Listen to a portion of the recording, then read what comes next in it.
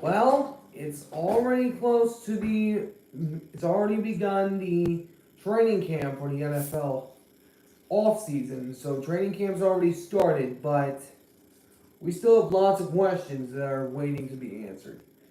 But what's going on, guys? My name is Antonio, and this is the All Around Sports Podcast. I am your host, Antonio.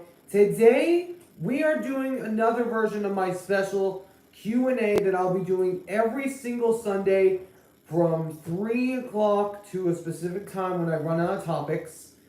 So, on today's stream, we're going to be going over each NFL team on how far I think they could go, and also along with which ones I could see being in contention for either their conference or their respective division.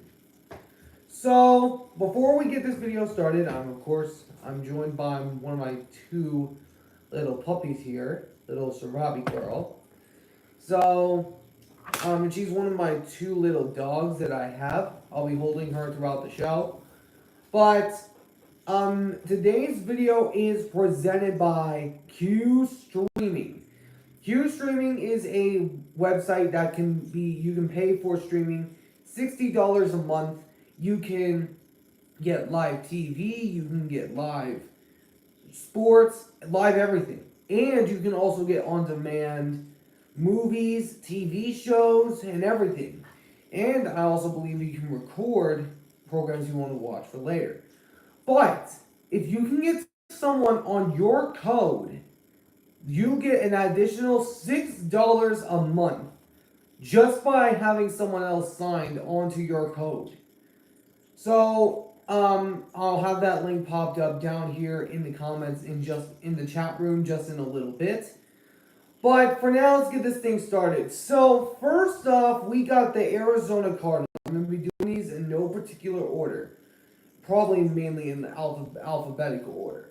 So first, we're starting with the Arizona Cardinals. Lots of people have this team as a sleeper team. But what should be the expectation for them? Well, to be for real honest, the Cardinals, we just don't know what they do. We don't know what to expect from them because the Cardinals, they do have a good talented roster, but they just don't have a good unit. They don't have a good quarterback. I mean, Kyler Murray did lead a good charge a few years ago, but he's really diminished since, and also because of injuries. So that is, I believe, one of the reasons. But if I am to go with the record for the Cardinals, I'm going to say 6-11 because although I do see them being competitive with some other teams that they face throughout the season, I just don't think that they're strong enough for the opponents that they're going to be facing throughout the majority of the season. I just don't think they're strong enough. And Kyler Murray, I do respect him, but he needs to get onto his game. And I don't see the Cardinals making the playoffs. So that's just wiping them off the board. So let me check if there's any activity going on in the chat room. Nothing yet. So we'll move down to the Atlanta Falcons. Now the Falcons, after getting Kirk Cousins, they all of a sudden become the favorite to win the NFC South, with right ahead of the Tampa Bay Buccaneers and New Orleans Saints. But do I see them being that high as far as like contention goes? So I'll get to that in just a second. I'm just gonna get a drink. Gotta stay hydrated. You also know that. But I have the Falcons currently winning their division. I currently do. But I am going to do another prediction of each of the division winners before the season starts, so that might change. But Kirk Cousins, he has been decent. And I know people are giving the Falcons a lot of heck because of the Penix selection they made in the first round, which we thought that they were going to go with Dallas Turner. But apparently they wanted to go after him. Which I get the idea that what the Falcons are trying to do. I get the idea, but I just don't see it. Because the Falcons, they do have a good, decent defense, but they need that offensive firepower, which I don't know if they can get because we have not seen Kirk Cousins in action yet under his new team. We know he's just coming off of an Achilles injury. So he could play very well with the Falcons. He could play very bad. We just don't know. So I might change my prediction of them winning the NFC South. But if I have to give them a record prediction, excuse me, I would probably have to say one of two options for the Falcons.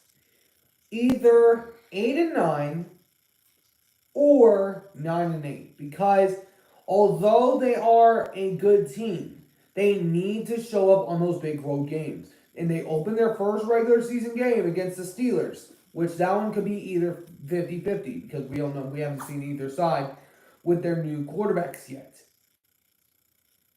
But now we move down to the Ravens. The defending AFC North champion got knocked off to Kansas City in a failed attempt to try to go to the Super Bowl.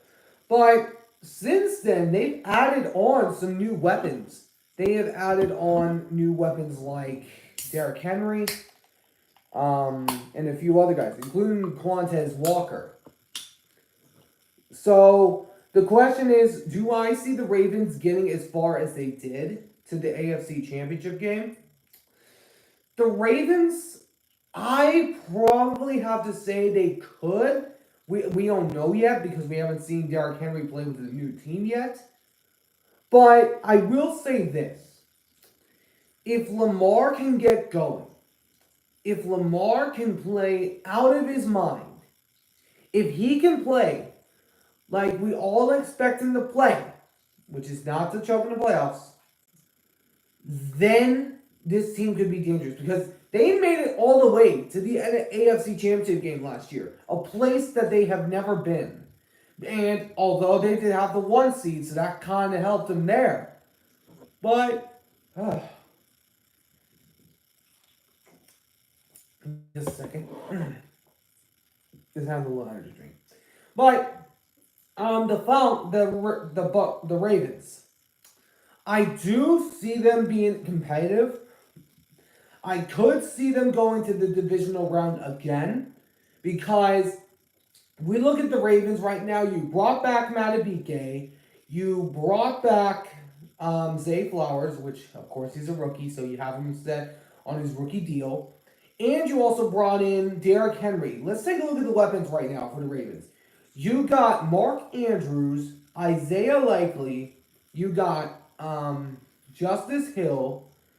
You got Derrick Henry, Zay Flowers, and Quez Walker, which I expect to have a breakout rookie year. Because that guy can be a really good, reliable weapon for a guy like Lamar Jackson. Now, this team is well known for their run game, but they're going to need to step it up and need to beat their enemies to do so, like their division rivals, like the Browns, the Steelers, the Bengals. They're going to need to show up against all of them because we all know that the AFC North is the hardest division in the NFL. If you're going to go through the AFC North, you need to be tough. You need to be physical. You need to pound on those other teams. Now, the defense could diminish because their head coach, their defensive coordinator, Mike Macdonald, did join my Hawks, which will be surprising. I'll go over my Hawks here in a little bit. But if I had to give the Ravens a prediction for this upcoming season, I would probably put them at 12-5 because last year they went 13-4 and of course 14-5 including the playoffs. But I do see this team getting higher than it was because I believe that Lamar Jackson is going to take the experience that he got and use it. Because although he has the similar playoff record to Dak Prescott, which lots of people are calling him the AFC's own Dak Prescott, which I can agree with that because of his record. His record says it all. Totally agree. But this team is dangerous. The Ravens are going to be back, and they're going to be back with a purpose. So we'll see what happens. But now, let me see if there's anything going on in the chat room. See if there's anything going on down there. Nope, nothing yet. Let me know, and throughout the video, I will answer questions that you guys might have for me down in the comments. Be sure to let me know if you guys have any questions for me. So, moving on to the Buffalo Bills. The Bills, man, they lost a lot of keys in the offseason, including Gabe Davis and Stephon Diggs. But they did get some new weapons. They got Keon Coleman, Chase Claypool, and also along with Marcus Valdes-Scantling, a two-time Super Bowl champion with their arch nemesis, the Kansas City Chiefs. But this team, this Bills team, we all have questions on what this team can do without Stephon Diggs. We all have those questions right now. We have not seen Josh Allen play without Stephon Diggs since his rookie year when we saw him through all those interceptions. Now, I wasn't watching the NFL at that time because I was in high school. I was not watching the NFL at that time. Or wait, what was it middle school? I believe it was middle school. Don't quote me on that. I believe I was in middle school at that time when Josh Allen first came into the league. But I believe that this Bills team can still be dangerous. They can still be a threat. I mean, we all know this. Josh Allen has played out of his mind the last few years. Of course, Stephon Diggs and Gabe Davis were a part of that team. But there's a catch. He's only played without those guys once in one season. This could be a changing point for Josh Allen. I think he's going to mature. I think he's going to grow. And he's going to adapt to his new receivers. Because although lots of people are pulling at them for letting go of Stephon Diggs, from what I'm getting from some Bills fans that I talked to, they said it needed to happen because he was getting upset with the team. So, if I have to give a record prediction of this team, I might shock some people here. But I'm going to say 10-7. Because although some people are expecting them to be 9-8, I do see this team being better. Because Josh Allen has been a stud. He's been a stud for the last few years. Did anybody see that one touchdown he had in the wild card game against the Pittsburgh Steelers? That's what kind of chaos he can do. That's what kind of havoc he can lay upon. That's what he can do. He can run like a beast. I wasn't calling this game that he had with the Steelers. I was not calling that game because I wasn't able to at that time because I didn't have enough subscribers. But now that I looked at this game, every moment, this team looks strong. They look tough. They look fearsome. Von Miller's still there. And I believe that this team can still be a good unit.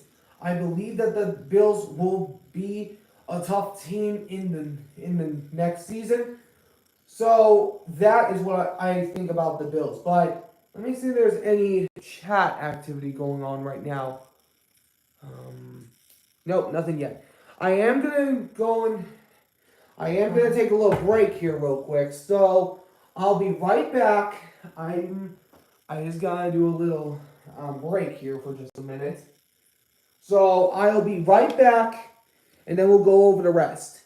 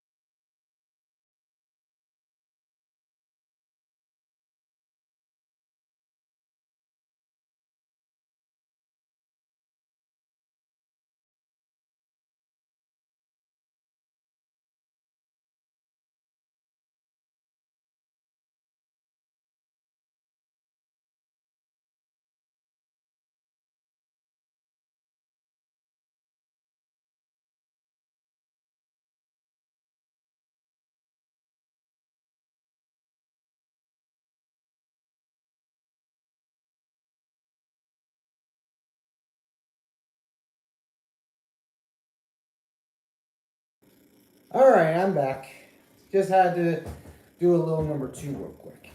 But, anyways, I did want to touch on another team. Another team I think is being devalued. And that's the Cincinnati Bengals.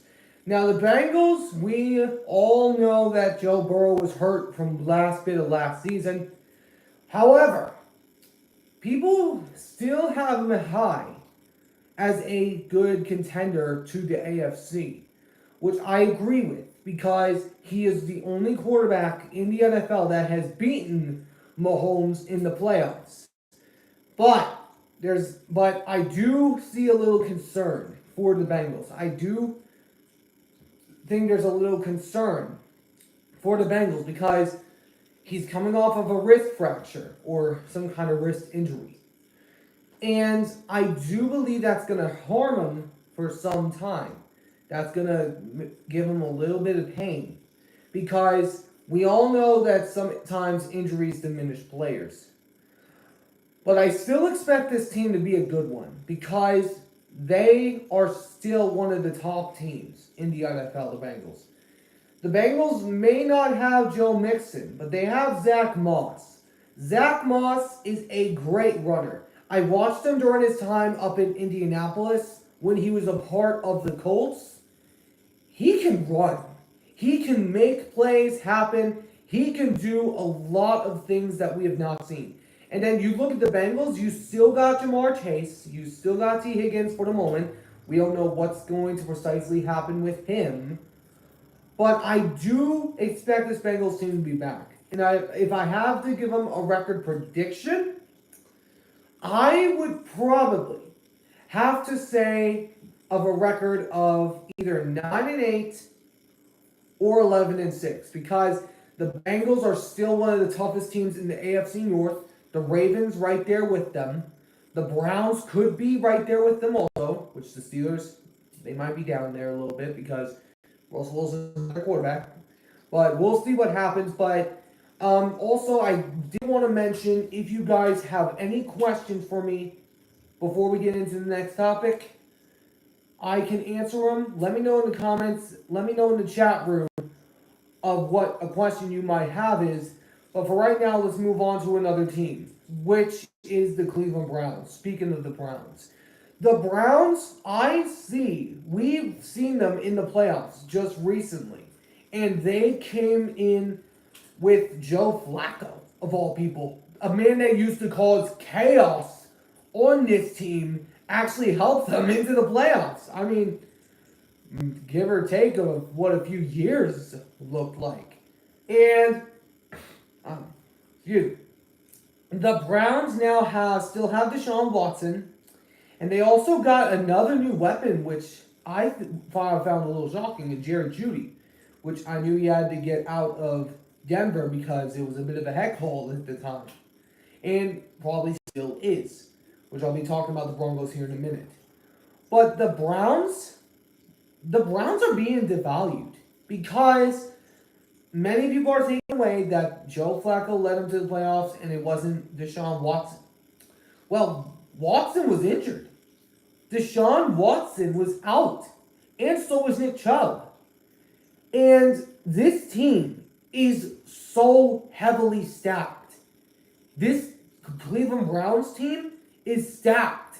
They have a defense that is hard-hitting and hard-nosed.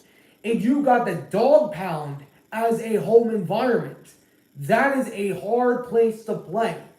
The dog pound is a very hard place to play. It's very hard. And not only that, but the Browns' offense is going to be better next year because they got some new weapons, they got some new protection. But if I have to give the Browns a total record, a prediction record, I am going to give them the prediction of a record of potentially 10-7 because the Browns are going to be back next season. I do expect them to beat the Cowboys week 1, so we'll see what happens. But moving down to the Carolina Panthers, a team that was embarrassing last season. Bryce Young had a bad outing as a young rookie. which kind of wasn't expected, but kind of at the same time was. But the Carolina Panthers, this team is still decent. I mean, I'm not expecting them to be in the playoffs, but the Panthers, they got new offensive weapons there now. You got Jonathan Brooks, who was a great running back in Texas. You got Jontavian Sanders, and you also got Xavier Legette, which are three really good rookies. Which this team is gonna increase from its value last season.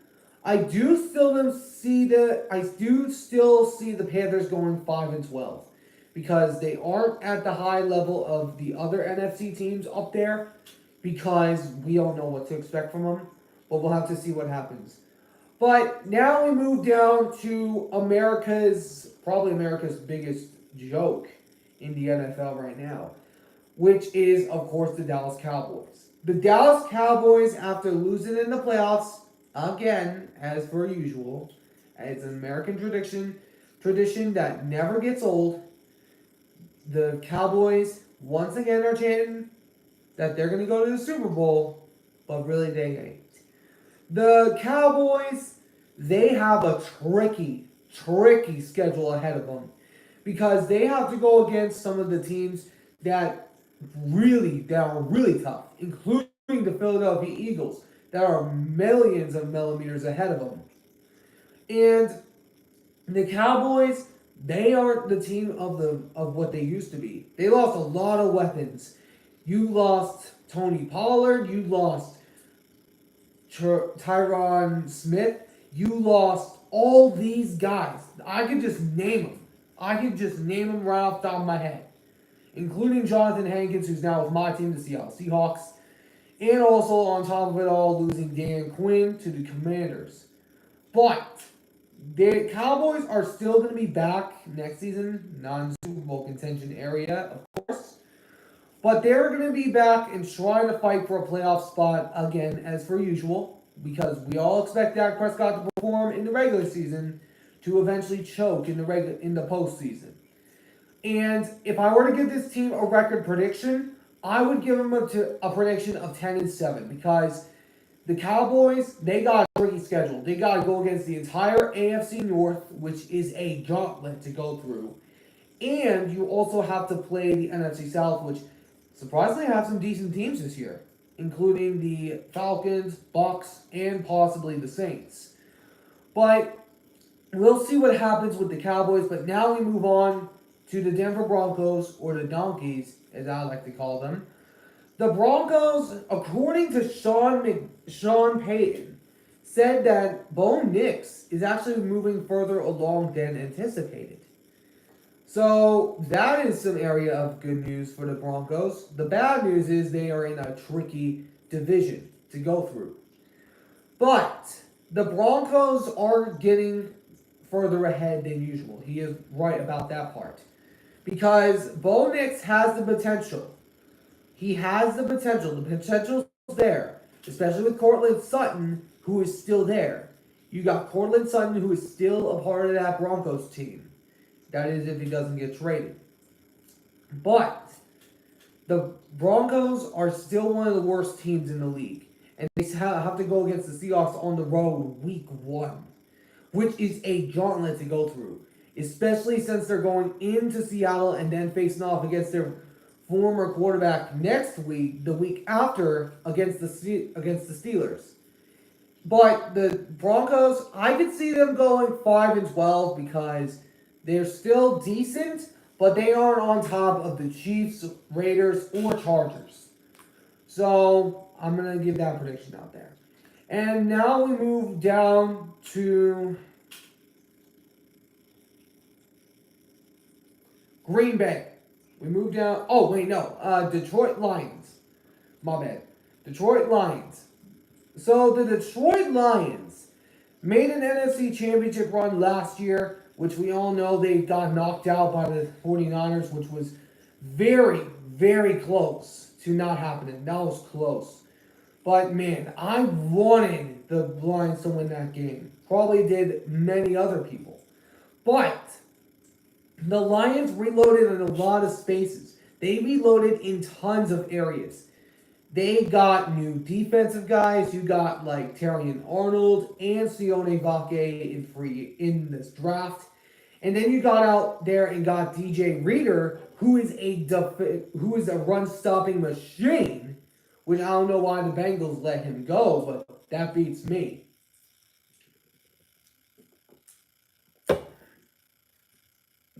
Excuse me. But the Detroit Lions are still a dangerous team because their offense is back. Their defense is only getting stronger, as we know. And this team could potentially be a threat and potentially a Super Bowl contender. And if I were to give the Lions a record prediction because of what they have to go against, I do see one of their losses coming against the Seahawks because the Seahawks have had their number the last 10 matchups. The Seahawks are 9-1 against the Lions in the last 10 meetings, which anything could happen in this game because I never let down the Lions. I actually picked the Lions against my team. I picked them against my team after what I saw week 1 against the Rams, of course. But still, I'm not leaving out the Lions at all. But I'm giving them a record prediction of 13-4 because I do see the Packers at point coming in and giving a contention to the Detroit Lions for the division because they are going to be competitive with the Lions, with the Packers. And it could go either way. It could go either way. And we'll see what happens, but the Lions, I have winning the North once again. But now we move down to the Green Bay Packers. The Packers, man, this team, we all thought that without Aaron Rodgers, this team would be bad. Well, guess not.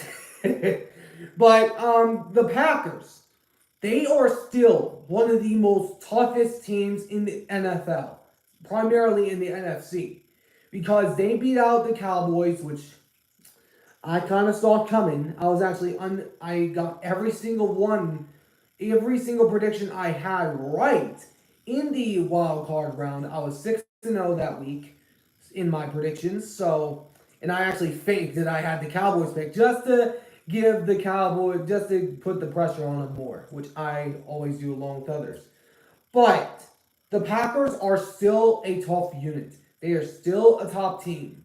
And if this team can be as good as it was last year with the new weapons that they have, that's going to be interesting to see. Because the Packers are going to be an NFC contender. They're going to be up there with the Niners, Eagles, and Lions with some of those teams.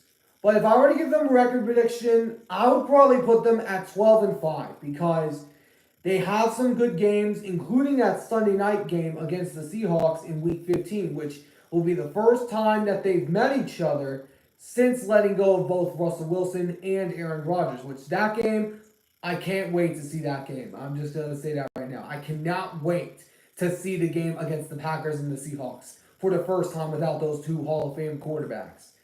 That is going to be a ball game. That is going to be a game to watch in my eyes because I already have that game highlighted on my calendar. So we'll see what happens, but Packers, they're going to be back next year. They're going to be back and they're going to be firing on all cylinders. But now we move down to one of the biggest surprises of the NFL season last year, which was the Houston Texans. Which, who would have thought that a 13-1 team from a season ago would then go 10-7, win their division, and win a playoff game? Certainly not me. Because the Texans, when they beat the Bengals, that was when they first caught my attention. Was when they beat the Bengals. I believe it was in Week 10 that they beat the Bengals. I believe. Don't quote me on that. But when they beat the Bengals, that caught my eye because it was Joe Burrow that was leading the team at the time. And we'll see what happens. But the Texans, they've reloaded on a few big pieces, including the three most notable free agent signings that they got, including Stephon Diggs, Joe Mixon, and Danielle Hunter. Those three guys are really good in their field. They're really good. And the Texans, I do see as being a number one seed this season.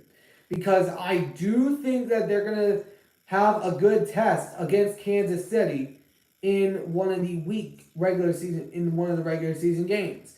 Because the Texans, I have them as one of the challengers to Kansas City from the AFC side.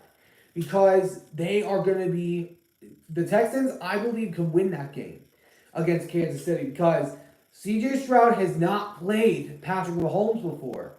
And the Chiefs' defensive secondary got a little smidge bit weaker because of letting go of L'Jarius Sneed, which we're all expecting Kansas City to three-peat, but we'll have to see what happens. But the Texans, if I have to give them a record prediction, I would go with 13-4 because there's so many games I could see them winning, but at the same time, there's some I could see them losing because the Texans could be a really good team. They couldn't. I mean, we don't know because we haven't seen what their new roster can hold. But we'll see what happens. But the Texans, I have predicted to be the number one seed at the moment. But now we move down to the Indianapolis Colts, a team I do have as a sleeper team because Anthony Richardson, this guy is a ball hawk.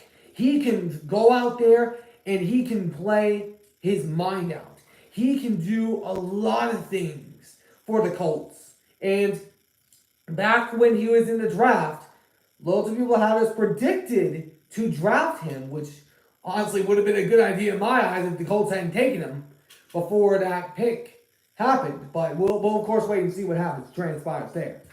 But this Colts team is going to be a feared team because the Colts, they have got a good team around them. They have got a big, good defense because you got DeForest Buckner, Latia Latu, and a few other guys on their team. And then you also got their offensive weapons. You got Adonai Mitchell. You got Michael Pittman Jr., you got Jonathan Taylor and so many other guys on this team that can make plays. This Colt team is going to be feared, and they are going to be one of the sleeper teams this season. But if I were to give this team a record prediction, I am going to give them a 10-7 record because I do see this team as a playoff contender because I see them as a really, really sleeping type of team because this team is coming. So now we move.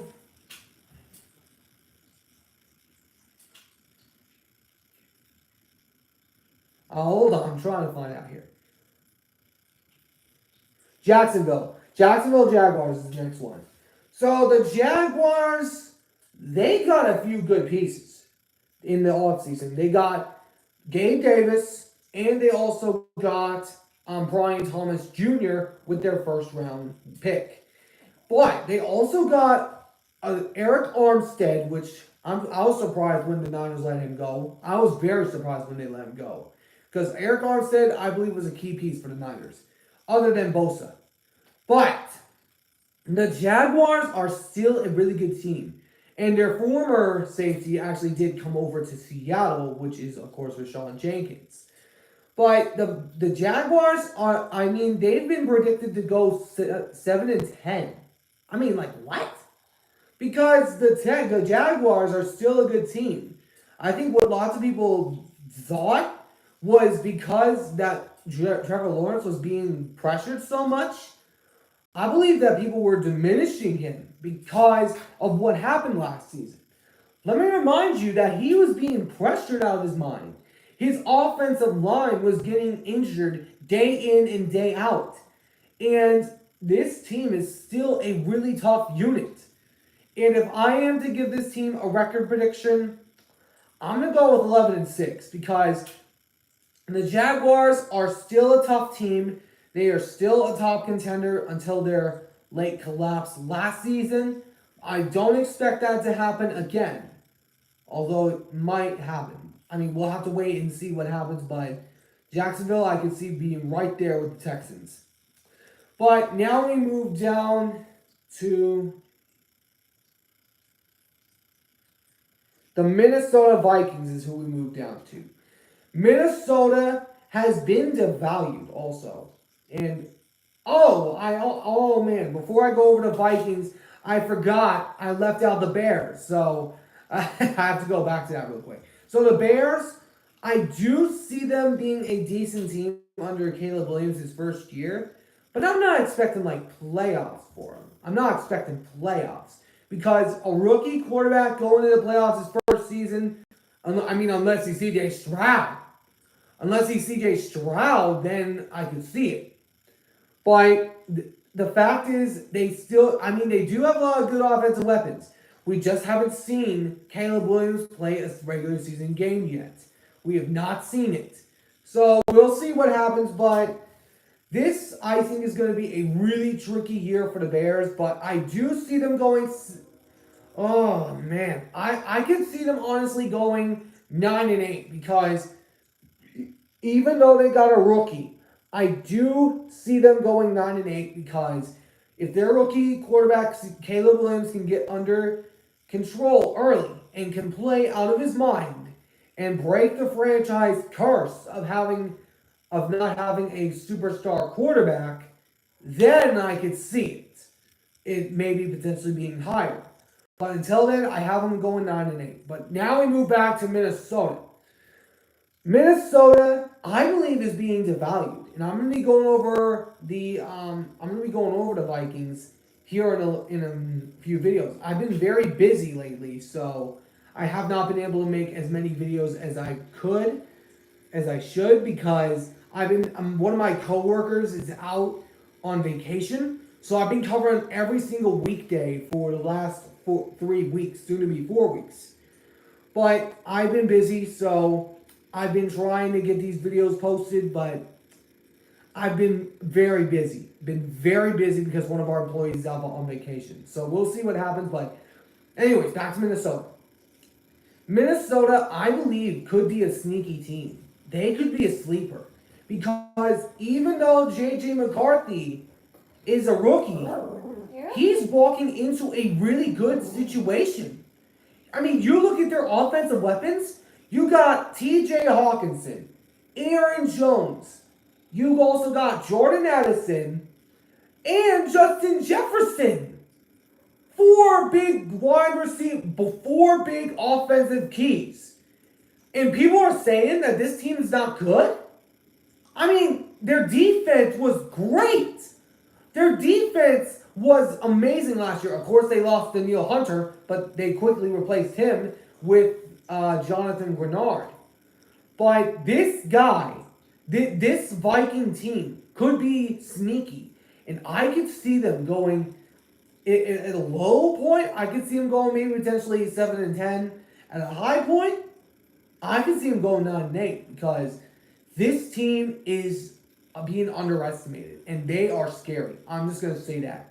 But now we move on to the dynasty that is no more.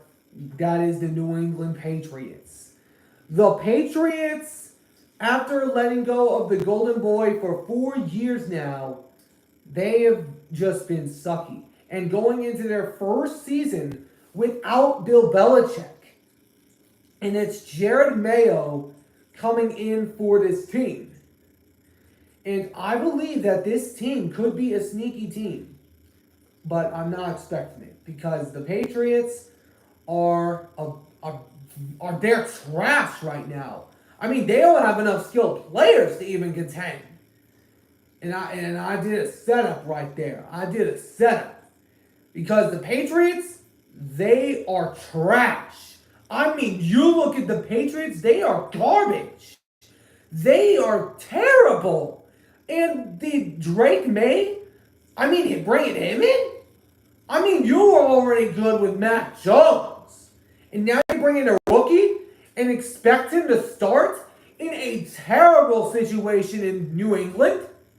I mean, are you kidding me? This team, I think, and I truly believe this, is going to go 0-17 because of how weak they are. They have no one. They got nothing. They have no receiver. They have no running back. They have no tight end. They have nothing. Nothing. And no players from any of those Super Bowl teams from the Patriots dynasty. They have no one. And the Patriots deserve this. After all the years that they were the dynasty of the 2000s, they deserve what they're getting right now. And they're going 0-17. 0-17. Because they have no offense, no defense. They weren't even lucky to get a win. They were lucky. So the Patriots, I can see going 0-17 because Patriots, they're trash. But the Dolphins, I did skip ahead of the Dolphins, my bad. So Miami, this team could be a sneaky team. Miami, they could be a very sneaky type of team because their offense is one of the fastest offenses in the NFL. You look at Miami, this team is going to be dangerous. So, if I have to give them a record prediction, I might actually go with 10-7 because the Dolphins, they need to learn to play in inclement weather, and I think they will this season. And if not, they're probably going to be ousted in the first round again if they can't play in Miami. So, and also I did accidentally skip ahead of Kansas City. So, my bad. So I'll go back to them. So now we talk about the defending back-to-back Super Bowl champion, the Kansas City Chiefs. But man, the Chiefs, they reloaded. But we all expect them to be back in this position next year. But if I were to give the Chiefs a record prediction, just because of all the weapons they have around them, and the fact that they're defending back-to-back champs, I could see them going 11-6 because I do believe that the Chiefs are going to be a good team next year. I just see them having potential problems with some of the teams that they might have to go against. The Bills have had their number in the regular season. They've not faced the Texans yet. Joe Burrow's back with the Bengals now, and he's back from his injury. You're playing against the Ravens week 1. This team could be a potential. I mean, we will have to wait and see what happens with the defending champs, but I see them going 11-6. But now we move ahead to the New Orleans Saints. New Orleans. I think this is another team that many people are devaluing, are discounting, because they're saying they have no offense. They actually might. They might. I mean, Alvin Kamara is a really good player. Derek Carr, I mean, he made a playoff appearance with the Raiders. I mean, this is going to be a sneaky type of season for a load of teams. Lots of teams are going to be in the sneaky conversation. So, we'll see what happens. But if I were to give the Saints a record prediction, I'd probably put them at 9-8 because the Saints, they have a defense in Chase Young and also Cam Jordan. I believe this team could be a sneaky team. So, we'll see what happens. But now we move ahead to the New York Giants, who are just in a bit of a heck hole right now, even though they have my former backup quarterback in Drew Lock. So the Giants, they got a lot of new pieces, but I just don't see them growing at all because their offense, Daniel Jones is a bad quarterback, and this is a make it or break it season for him. And they also have to do something on defense. I don't see them being in contention with the NFC East, but I do see them going 5-12 because I think the Giants are just not as good as they used to be, and the Giants, they're in for another rough season.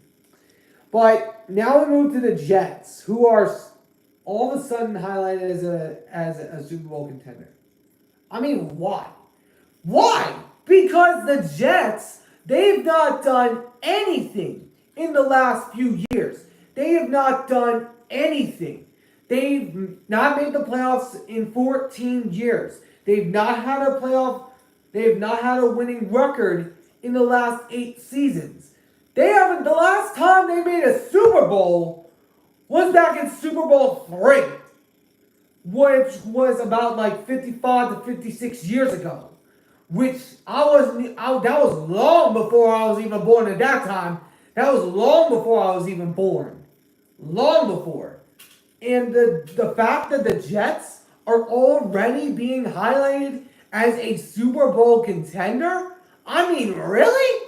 The Jets haven't been for the last 55 years.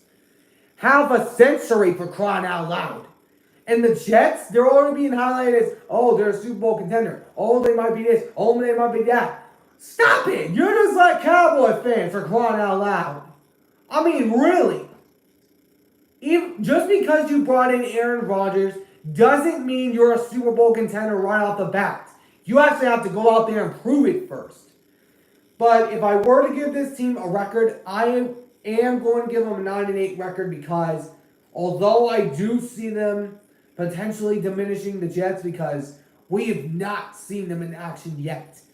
I do see their high being 9-8, but low, probably 7-10 because the Jets, we have to see it to believe it first. Just because you have the bad man Aaron Rodgers doesn't mean you're a Super Bowl contender right off the bat. But anyways, moving down to what is this? Gonzo said Niners gonna win it all. I mean, we'll see, buddy. We'll see. Because, I mean, the Niners, the last few times that they've been in the Super Bowl runner-up, they've not had it in their favor. But they did lose a few pieces that they had. They did lose a few pieces. They lost Eric Armstead, which I was actually surprised about that move. But I will tell you this, Gonzo. For a Seahawks fan, this might be weird to say. I actually want the Niners to win. Because the Niners, my grandma is a Niners fan. My grandma is a Niners fan. So, and she was born in the Montana days. And, I mean, the Niners have had this curse lingering over them for years. And it might be crazy for me to say this as a Seahawks fan. It might be crazy for me to say this. But I actually want them to do it. I actually do. Because the Niners, they are strong. And I'll be going over them here in a little bit as far as record prediction. But it's just been history against them. It has been history going against them. I mean, you brought in Kyle Shanahan, who is 0-3 in the Super Bowl. And one of them was when he was the offensive coordinator in Atlanta. And the other two were times just this past few years. All 3 of them were 10-point leads. They had a 28-3 lead against the Patriots. And remember, this is Atlanta we're talking about. They had a 28-3 lead and gave that up. And then a few years later, when they played Kansas City in the Super Bowl in Super Bowl 54, I watched these highlights. But this is the game. That you had 7 minutes remaining on the clock. You had 7 minutes, and you could have won the game. But Mahomes ended up snapping into gear and becoming the legend that he's known as today. And then just this past season, you had the lead to start the first half, which I actually predicted. And then I predicted them to choke it in the second half because it's what they do. I mean, they had the most talented roster you could ask for. I mean, you had CMC, Christian McCaffrey, you had George Kittle, Deebo Samuel, Brandon Ayuk, Chase Young, Nick Bosa, Fred Warner, Jeremy Ward. I could go on and on. And you still couldn't get it done. Still. And this is the one thing I cannot stand. The Niners have been in this position. They've been in the Super Bowl 3 times since 1995. which we all know the first time they were in there since 1995 was against the Ravens, which was the Battle of the Harbaugh Bowl. That's going to be interesting to see in this upcoming season. But the Niners, now I have talked to a Niners fan, and this is a diehard Niners fan that I work with. He legitimately thinks they're cursed. And it's not my words, it's his. And I've worked with him for a half a year. I've worked with him for a few months. And he constantly says this stuff. And he says that they get so far, all of a sudden, then to choke the bag. I'm actually legitimately starting to think he's right. Because the Niners, I do expect them to win the division again. I do expect them to be back in the contention of a Super Bowl. I do expect that. But can Kyle Shanahan finish the job? That's the question. Can he finish it? He has to finish the job. He's only one loss away. If he loses one more Super Bowl, he's going down there with 3 different coaches that have not won a Super Bowl in 4 tries. 0-4 in Super Bowl play. Now remember, one of them was when he was an offensive coordinator for the Atlanta Falcons. If he goes down there again, he's going to enter the room with those 3 guys. Which I agree with you, Gonzo. I agree with you. I do believe the Niners could potentially win it all. But when you look at the NFC and the AFC, in the NFC, you got a gauntlet of a division to go through because we know it's tough every single year. The Rams, we don't know what they're going to be without Aaron Donald, which I'm always expecting them to be tough because they're a thorn in both of our team's sides. And you also got the Seahawks, who we don't know what the heck they're going to be. For the first time, we actually don't expect to know what to happen. And then you also got the Philadelphia Eagles, which you all set the blueprint on.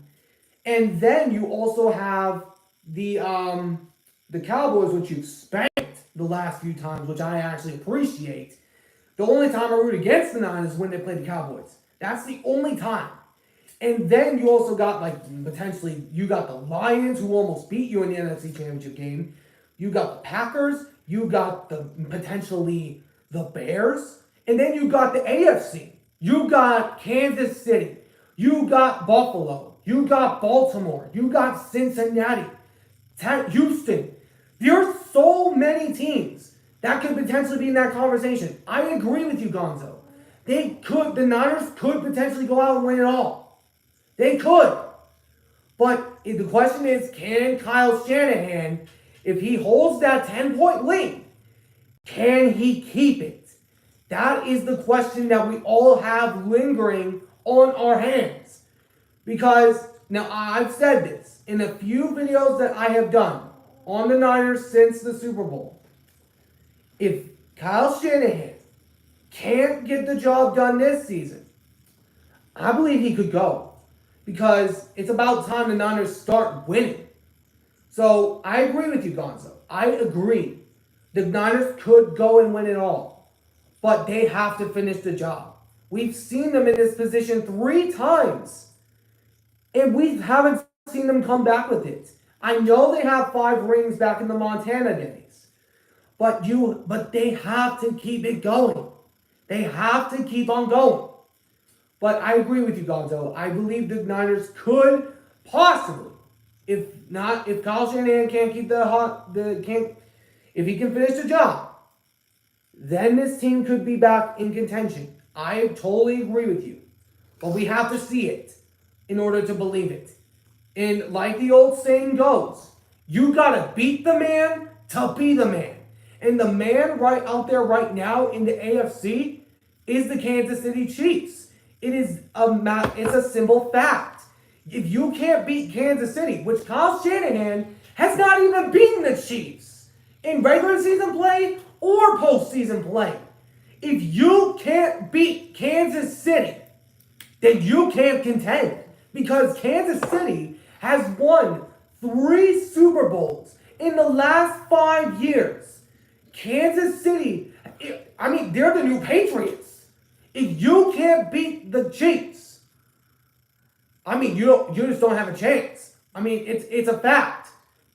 But anyways, moving down to what team was that I was gonna do next?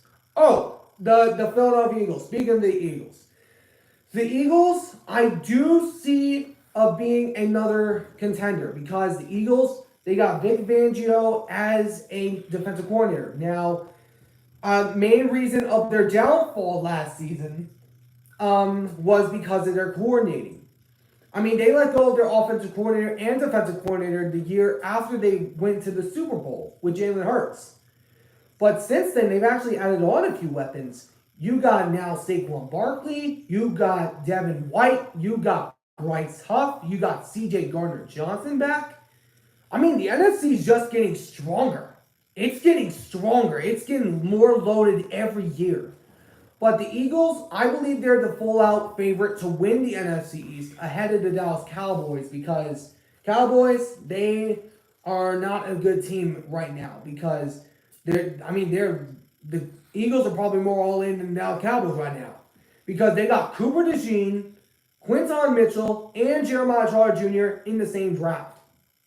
And Jeremiah Trotter, this was a guy I actually wanted. Because Jeremiah Trotter gives me vibes of Bobby Wagner. He gives me those vibes. He can cause havoc. He can cause chaos on anybody. And during his career in Clemson, he had 13 sacks, 4 interceptions, and 2 of them went for touchdowns. This guy is a beast. This guy can cause chaos at any given moment. But the Eagles, if I have to give them a record prediction, I am going to go with 12-5 here because the Eagles right now are the toughest team in the NFC East because the Cowboys, they lost a lot of key weapons. The Giants are nowhere near them, and the Commanders still got a load of years to go. But now we move down to the Pittsburgh Steelers. The Steelers, many people are thinking that they can go 11-6. Because of Russell Wilson now. I mean, like, what? Because here's the deal. I cannot stand this. You have one of the hardest schedules in the NFL. You have one of the hardest. And you're trying to tell me that a Russell Wilson-led team can go 11-6. I mean, let me go over his record in the last 2 seasons was 11-19. 11-19. And they're saying that he could lead them to 11-6 start. I mean, really? We have not seen Russell Wilson play a down with the Steelers. And already we are going off the rails saying this team could make the playoffs? I mean, I know that they could. But they have the hardest schedule. I mean, you look at their schedule, you got tricky opponents everywhere you go. The Falcons could be a 50-50 sort of situation. The Raiders could be a 50-50 sort of situation. The Colts maybe might be a loss there. But the last 8 games you have, that's a gauntlet to go through, and you don't have a bye week between them. You got to play all of your divisional opponents twice. In the Ravens, Bengals, and Browns. And not only that, you have to play against Kansas City and Philly. I mean, that is a straight-up gauntlet. And they've had the easiest schedule for the last 2 years. The Steelers have had the easiest schedule for the last 2 seasons. And I'm going to go out there and say this. I think the Steelers can end up either 8-9 or 7-10 because the Steelers, Russell Wilson, he's washed up. His prime years are over. And Justin Fields, I do expect him to potentially come in and off the bench. But the Steelers, they have some tricky behind opponents to go against. You got the Ravens twice. I mean, that last 8 game stretch is very difficult. The last 8 games is a gauntlet. And this team is very, very unloaded. I mean, they're loaded, but Arthur Smith is their coordinator. And last I checked, he was a part of a two-time 7-10 Falcons team. I mean, can we all just calm down about Russell Wilson going to the Pittsburgh Steelers? Can we all just calm down about that for crying out loud? But anyways, oh, and I did skip a few teams, so I'm gonna go back over them. So Chargers, I wanted to go over them. They're one of the few teams I want to go up again. So go over. So Chargers, I do see them potentially being a sleeper team of the AFC West because I could see them being in contention potentially if Jim Harbaugh can get this team going right off the bat. But we'll have to see what happens. But I do see them potentially going 7-10, a little better than they were last season. But the Chargers, they're just not what they used. They just got a long ways to go to compete with the Chiefs. And then you also got the Rams. The Rams, after losing Aaron Donald, probably been left out of the conversation. But the Rams, oh man, I mean, I don't want to give them a losing record prediction, but this team is a thorn in a lot of people's sides, including mine. They are a thorn in a bunch of people's sides. And I can see them going 9-8 because the Rams are still strong. They still got Cooper Kupp. They still got Matthew Stafford. They still got loads of key pieces on them. But the Rams, they're going to be scary next year, even without Aaron Donald. But the Raiders, I want to go over this team. The Raiders, I believe, could be being slept on. I mean, people have already given out predictions of them being 6-11. But let me remind everyone, they have a quarterback who almost led the Colts to the playoffs in Gardner Minshew. Gardner Minshew, this guy is amazing. Minshew is a quarterback. And he almost led the Colts to the playoffs after Anthony Richardson went down.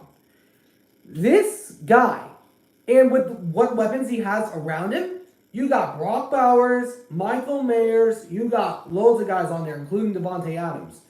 And you also got a defense with Christian Wilkins, and also along with Max Crosby. But this Raiders team, I could see them being a tough team. I could see them potentially going 9-8 because the Raiders are going to be a tough team this year. And I believe they're being underestimated. So we'll see what happens. But now we move ahead to the San Francisco 49ers. The team that ended up losing in the Super Bowl again, as per usual, according to what the stats have to say. But the Niners, I do believe they could contend for a Super Bowl again. And it pains me to say this as a Seahawks fan. They could be back in that position. But they need to show it. The last two seasons that they've been Super Bowl runner-ups have been when they lost to the Ravens. They made the NFC Championship game on the road in Seattle, which we all remember as the most famous post-game press conference speech known to the NFL. And then 2019, when they lost to the Chiefs. They ended up missing the playoffs because of a load of injuries, and then ultimately gifting the Seattle Seahawks the division. Now, I'm not saying that's going to happen. But what I'm saying is, history has a way of repeating itself. And the Niners need to prove themselves because they're a Super Bowl or bust team. It's a fact. They are a Super Bowl or bust team. And I think that this team's I don't expect the Super Bowl dagger to still be in their chest from when they get back from when they get on the field against the Jets. I do see them going potentially 11-6 because despite them having a good offense, they still need to perform.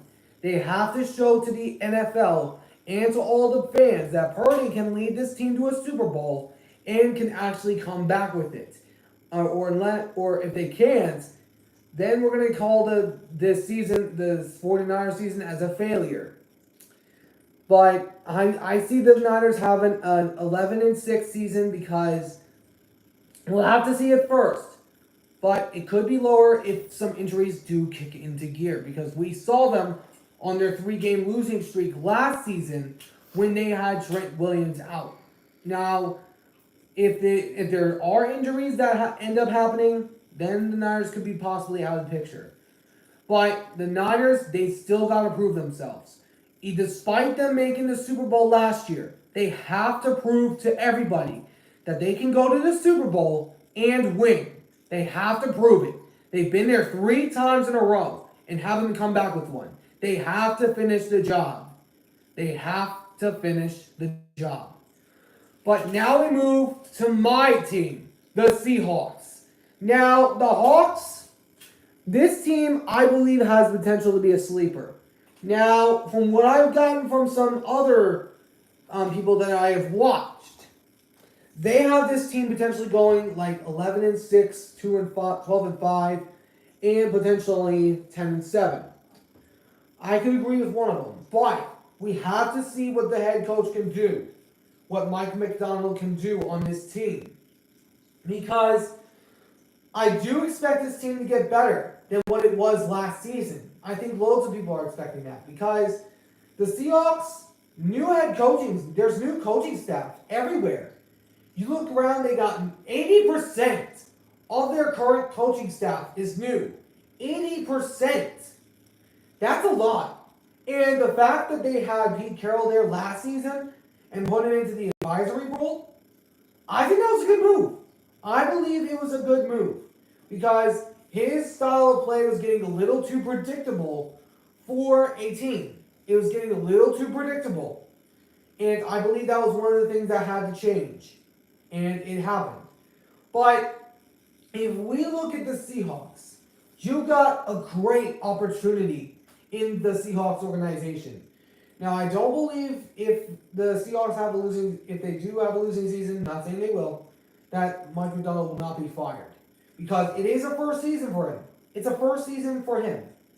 And if this team can do something, they have the potential to become a really good team. I can see the talent. And if I can see the talent that they have, then the coaching staff can see the talent that they have. Because Mike McDonald is a defensive mastermind. He is a defensive-minded guy. And remember, Pete Carroll was a defensive-minded head coach. And look at where he got him when he was there. He led him to a Super Bowl championship, two NFC championship appearances. But Mike McDonald, this guy, has the capability to lead this team back to that area. Now, of course, not this year, but in the future. Because if we look around at the Seahawks players, you got a great secondary. In Julian Love, you got Rashawn Jenkins, Devin Witherspoon, and Tariq Woolen. You also got a great linebacking core. You got Jerome Baker, Terrell Dotson, and loads of other guys. And then you also got the defensive rushing core in Byron Murphy, Leonard Williams, and also along with Uchenna Nwosu. And I believe this defense is going to be better than it was in the run-stopping game. I believe they could be better than they were. And then their offense has the capability to be better too. Because Christian Haynes, he can do really good things for this offense. Especially in the guarding area. Because he only allowed 1 sack in his time at UConn. He only allowed 1 sack. And and I'm going to say this right now. If he can lead, if the Seahawks can be a really good team, I believe that it would silence a lot of haters. But if I were to give this Seahawks team a record prediction, the lowest record I could see for them is 9-8 again. But the highest record I could see being 10-7 because they have a relatively easy schedule. The only games that I could see that could be potential roadblocks and statement games is the Bills, Dolphins, Niners, Rams, Packers, and Lions. Those are probably the only ones. And possibly the Jets if they're any good this year. But we'll have to see what happens. But the Seahawks could see going 10-7 in their next season upcoming. But now we move down to the near end of to the final three teams. The Tampa Bay Buccaneers we're going to start out with. The Buccaneers shocked a lot of people last season, including myself, which not a lot of us had them in the picture of being a potential team in the playoffs. Without the GOAT, of course. But this team has the capability to be good. And if I had to give them a record prediction, I would probably say that they could be 10-7. I could probably say they could be 10-7. Because I believe that this team has the capability to be a really good unit. And Tampa Bay is going to have Baker Mayfield back, who is a really good quarterback for the Tampa Bay Buccaneers. But we'll see what happens. Now we move to Tennessee. The Tennessee Titans have been one of the toughest teams, were one of the weakest teams last year, but are still tough. I can't see them going 8-9 because the Titans I believe they could be a relatively decent team, and I could see them potentially shocking a lot of people, pulling a few upsets. So, and last but not least, you got the nation's capital, the Washington Commanders. The Commanders got a new rookie quarterback in Jaden Daniels. And loads of other new guys, including the younger brother of Christian McCaffrey and Luke McCaffrey. But if I have to give this team a record prediction, I would say 7-10 because I do see the Commanders pulling a few upsets, and I do see them potentially beating a few teams that are really decent. But we'll have to see what happens. But I'm going to end this stream here. If you guys did enjoy this video, please be sure to hit that like button down below. We'll be back here next week on Sunday. And also, before we go, I did want to mention a little announcement. In a few weeks, I will be moving locations. I'm not going to say where, but I am going to be moving. So I'll be offline for some time. I'm moving near the end of June. So that'll be the time I'll be off.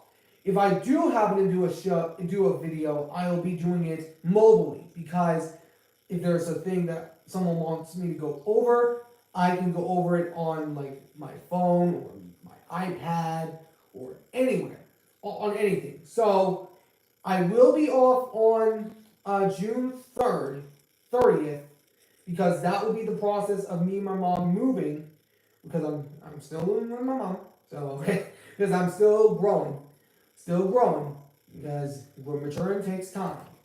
But if you guys do enjoy this video, please be sure to subscribe and be sure to hit that like button down below, and I'll catch you all in the next one. Ciao for now.